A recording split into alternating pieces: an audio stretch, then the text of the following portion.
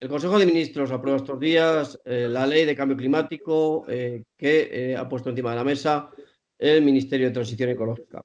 La ministra Rivera quiere acelerar este tema para que la salida de la crisis sea a través de leyes de este tipo y en esa tramitación que ahora comenzará, pues los partidos políticos de la oposición y sus socios de gobierno tienen mucho que decir. Para analizarlo contamos con Juan Diego Requena, que es el portavoz del Partido Popular en la Comisión de Transición Ecológica. Buenas tardes. Muy buenas tardes, Ricardo. Encantado de saludarte. Igualmente. ¿Y qué os parece el borrador que se ha presentado al Consejo de Ministros y que se va a aprobar? Bueno, efectivamente, aquí hay dos cuestiones que yo me gustaría reseñar. La primera es que se presenta el borrador del anteproyecto de ley e inicia el trámite parlamentario. Lo que hoy se ha llevado al Consejo de Ministros es ese borrador, que después de estar sometido a la opinión pública y al dictamen del Consejo de Estado, primero tiene que aprobarlo en primera instancia el Consejo de Ministros para después llevar ese recorrido parlamentario en el cual se le puedan hacer aportaciones de enmiendas. Por tanto, esa es una cuestión. Y luego la segunda cuestión que también te quiero precisar es que no es una ley de cambio climático que el gobierno haya presentado para la lucha contra el coronavirus o para hacer frente a la pandemia provocada por el COVID-19. En absoluto. Esta ley de cambio climático es algo que ya veníamos reclamando, que existía cierto consenso desde hace varios años al objeto de que este país necesitaba cumplir con el protocolo Kioto y cumplir con el Pacto Verde Europeo y además estar alineados con el Green Deal que la Unión Europea, el Consejo Europeo está poniendo encima de la mesa y que creo que tiene que apostar hacia el 2050 a la descarbonización o a la neutralidad energética.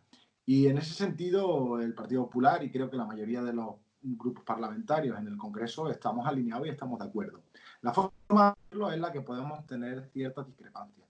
Sobre todo, y la primera es que la ley de cambio climático y transición energética es un asunto tan serio que no tiene que tener o no tiene que prestarse a la confusión en general de la población de que es una ley que surge para luchar contra el coronavirus. Es que no es cierto. Primero porque va a tener implicaciones muy importantes y en muchos sectores de la sociedad productiva española.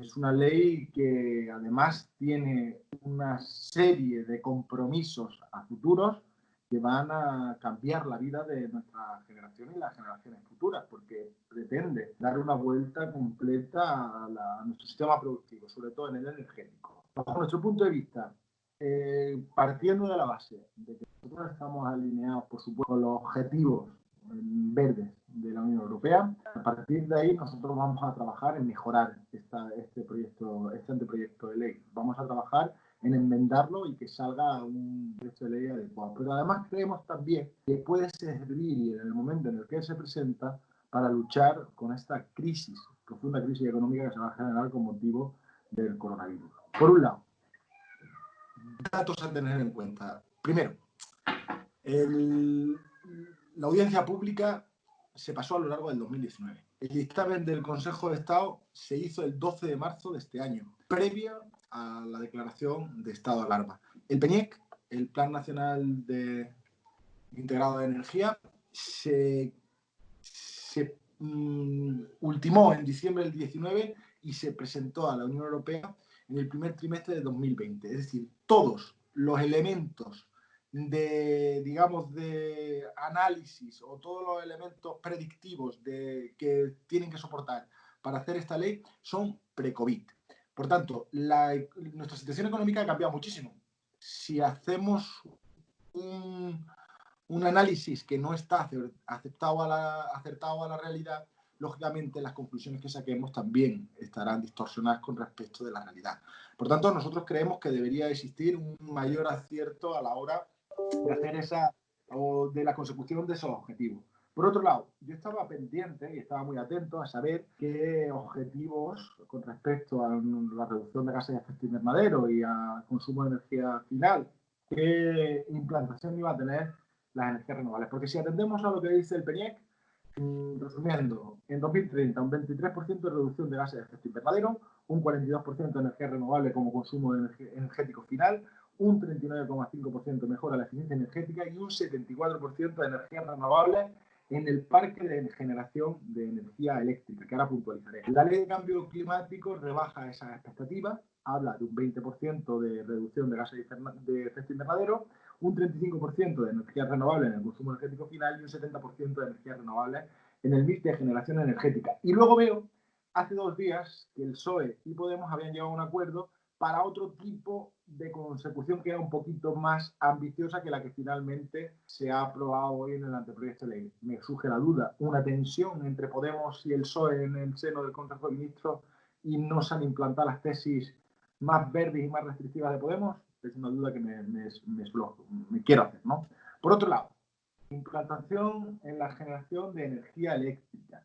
74% de energía renovable. Han rebajado las pretensiones al 70%. En definitiva, para implantar las energías renovables y cambiar nuestro sistema energético, 2 cuestiones que son fundamentales. Primero, ¿quién garantiza el suministro? Es decir, ¿cuál es el sistema energético de respaldo? Cuando estamos viendo que la cogeneración, que es una industria altamente atractiva e importante en este país, porque además del calor industrial, del tejido industrial que soporta también, supone un respaldo de producción de energía eléctrica, pero lo encomiendan todo a una única tecnología.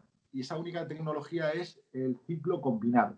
Creemos que existen tecnologías generadoras de empleo, generadoras de oportunidades que arraigan a la población, al territorio y que tienen mucha vinculación.